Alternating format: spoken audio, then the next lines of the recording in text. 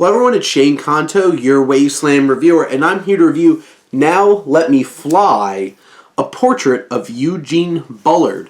And this is an inspiring true story from writers Ronald Wimberly and Brahm, Revel, focusing on this man who, is just a elevator operator, but happened to go through the most ridiculous of journeys and adventures and be a real hero in World War I, and his story being told in it's an interesting framed narrative that we get when, two just random people get caught on an elevator together when the power goes out, and they wind up connecting and telling this story throughout this.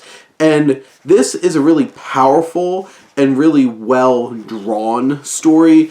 It's so evocative in the way that it looks. It has a very classic feel to it. It fits the time. It also does not shy away from showing some of the horrors and the tough aspects of what's going on. And, this is not, which is interesting because it's a told story, but there's a decent amount of dialogue, but it doesn't get bogged down in it. There's some great action as well when you're looking at the different, because he's a pilot, you get to see some, air fights and stuff like that. You see him dealing with the Klan when he's younger, and all these other kinds of prejudices. This is a very deep and meaningful story that still resonates today, unfortunately.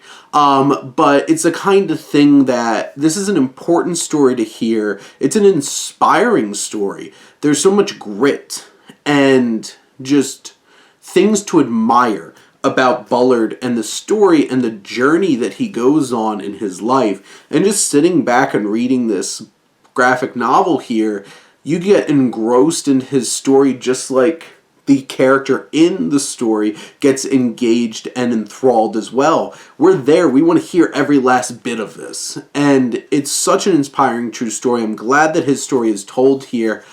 I would love to see this turned into a film. Been reading a lot of graphic novels and I'm like, this will be a great film.